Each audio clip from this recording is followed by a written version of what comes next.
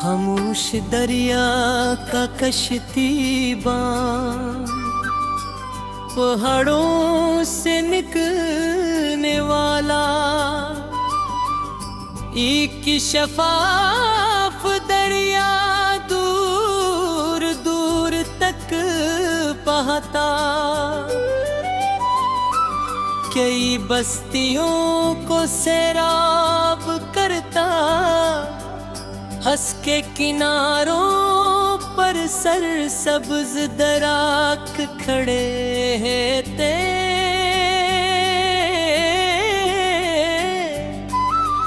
चिमकी साखे पने पूछू है।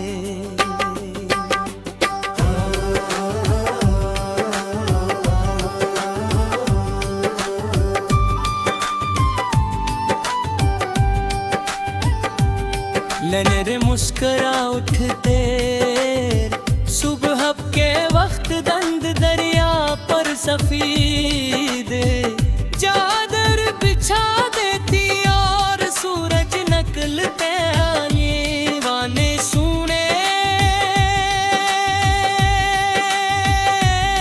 के पराए चमकने लगता। शाम को परंदे अपने घोंसलों की तरफ लौटते और दरिया की सतह पर रंग के अक्स तेरते रहते। असी दरिया के किनारे एक छोटी सी लकड़ी की कश्ती बंदी रहती थी।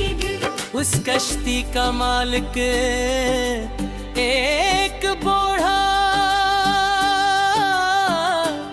शख्स था, जिसे सब बाबा हमीद कहते थे। वो बरसों से लोगों को एक भोरे से दूसरे किनारे पहुंचाता रहा था। इसके बोल सफेद हो चुके, हाथों पर वक्त की लकीरें गरी थी, मगर चेहरे पर इत्मीनान की ऐसी रोशनी थी जो हर आने वाले को सुकून देगी। एक सुबह में भी इस किनारे पर पहुंचे यहाँ। हवा ठंडी थी और पानी आहिस्ता बह रहा। बाबा हमीद कश्ती की रस दरस कर रहे थे।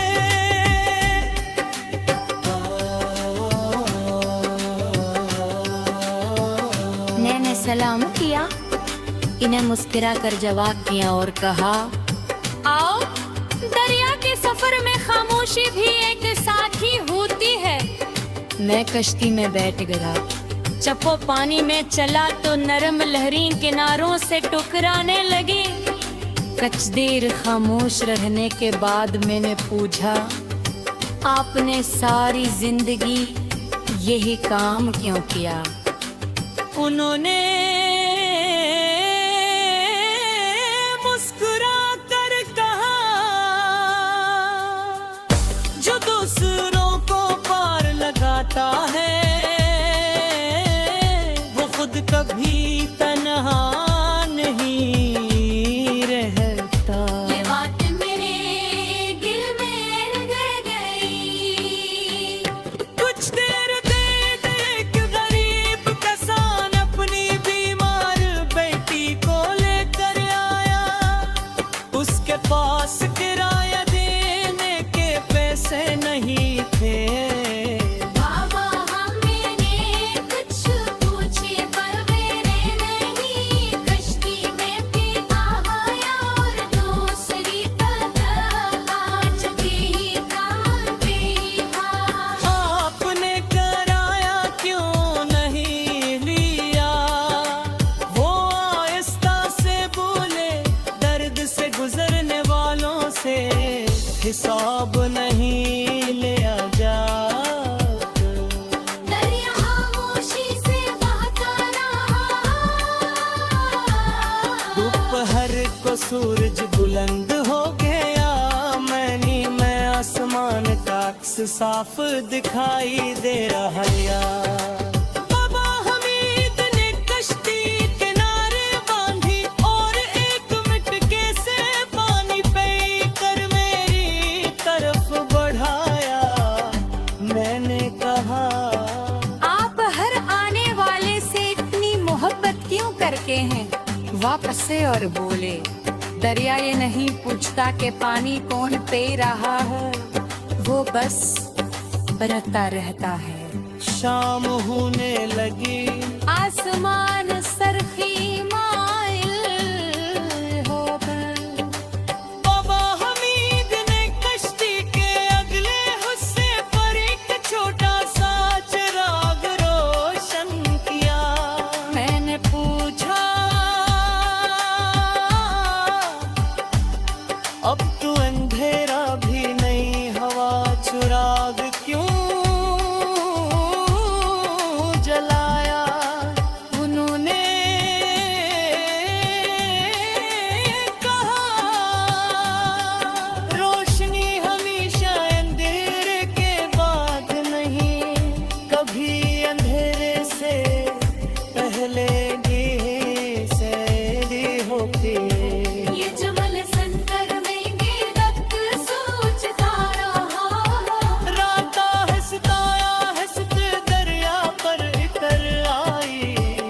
चांदनी पानी पर बिखर गई और चिराग की लोलरों के साथ हलने लगी।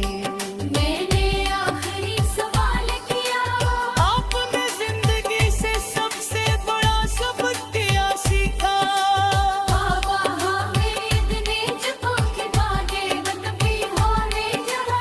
हंसते का मकसद किराए पर है नद हिले बतो मंजिल पत पा चला।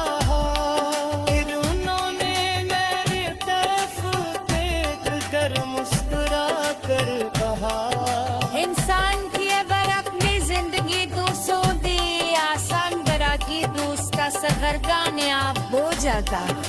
मैं पेड़ पट्टन की भेंटों में खोया।